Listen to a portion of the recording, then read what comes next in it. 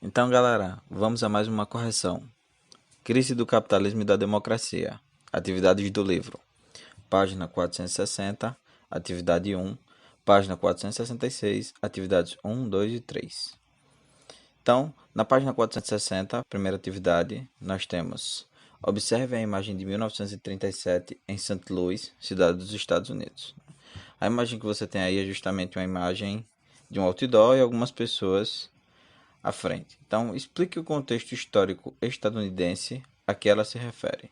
Então, o outdoor ele mostra a tentativa de incentivar a população americana a consumir por meio da ideia do American Way of Life, ou seja, aquela ideia de que existe uma forma de vida americana e essa forma de vida está principalmente associada ao automóvel e aos eletrodomésticos. É, Ao mesmo tempo em que você consegue ver aí na imagem uma massa de trabalhadores americanos desempregados, criando assim uma ideia de contraste, né? Isso acontece justamente porque você tem a crise de 29, que vai ser uma crise da superprodução e que vai estar principalmente associada a essa questão da perda do poder de consumo dos trabalhadores americanos. Questão B. Quais as condições econômicas levaram os cidadãos estadunidenses a morar em Horsevilles? Gente, os Horsevilles é justamente uma espécie de moradia habitacional em que você tem uma perda da qualidade de vida, as pessoas começam a fazer barracos em lugares baldios, né? E aí ele quer saber por que é que isso acontece. Então, com a crise de 29, né, muitas pessoas elas ficaram desempregadas, né, o que faz com que elas não tenham condições de pagar os aluguéis e os empréstimos e acabam perdendo suas casas. Então, elas vão ter que construir uma outra forma de habitação para que elas pudessem continuar sobrevivendo. Questão C. Você conhece algum lugar no Brasil que se assemelha ao Horsevilles? Em quais condições as pessoas são levadas a morar nesse tipo de habitação em nosso país? Então, para ilustrar para vocês, eu coloquei aí duas imagens. Você tem uma imagem acima que é a do Horsevilles e abaixo você tem uma imagem da comunidade do Alemão. Então, no Rio de Janeiro. Então, geralmente as pessoas acabam morando nas comunidades que anteriormente eram chamadas de favelas, em virtude do baixo poder aquisitivo, o que impede que as populações consigam habitações de melhor qualidade. Página 466, atividade 1. Quais fatores impulsionaram a economia estadunidense no início do século XX? Então, o que é que você tem? Desde o começo do século XX, o principal consumidor dos produtos americanos era a Europa, né? Então, a Europa, em 1915, ela começa a Primeira Guerra Mundial e ela vai ficar impossibilitada de produzir alimentos e mercadorias, né? No caso em questão, ela passa a importar essas mercadorias dos Estados Unidos, principalmente produtos industrializados e armamentos, porque a indústria havia parado em virtude da guerra, né, na Europa. Então vamos lá. Que condições causaram a crise de 1929 nos Estados Unidos e qual foi o papel do Estado ao perceber a crise?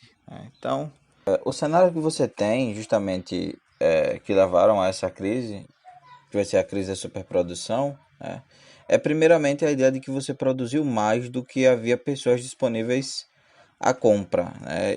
Esse é um problema justamente porque está ligado à questão de exportação que os Estados Unidos tinham em relação à Europa, né? Os Estados Unidos pegavam os produtos que produzia e vendia eles para a Europa. Na medida em que esse mercado se fechou por causa da guerra, é, por causa da recessão que a guerra causou na Europa, então você vai ter aí um começo da crise. O outro elemento que vai formar essa crise é a especulação financeira, né, representada principalmente pelos investimentos na Bolsa de Valores de Nova York, né? As pessoas elas começavam a investir suas riquezas em empresas que estavam emergindo nos Estados Unidos, né? E o que o Estado fez em relação a isso? Inicialmente não fez nada, ele não interveio na economia e deixou o mercado se autorregular, né? É esse fato que vai causar, de fato, a bancarrota que foi a crise de 1929. Próxima questão, questão 3. Analise o gráfico a seguir e depois responda as questões. Então, vocês têm aí do lado um gráfico. O título do gráfico é o crescimento do desemprego e ele pensa esse desemprego entre três países durante 1924 e 1938, ou seja, um pouco antes da crise e um pouco depois dela. Então, Primeira pergunta. Qual dos três países representados no gráfico sofreu mais com o desemprego durante a década de 1930? Quais foram os anos com o desemprego mais acentuado, né? Logo de cara aí vocês podem ver que foi os Estados Unidos, né? E os principais anos de crise foram entre 1929 e 1933, né? Que é justamente o pico da crise de 29. Questão B. Porque a partir de 1926 os Estados Unidos começaram a sofrer com o desemprego.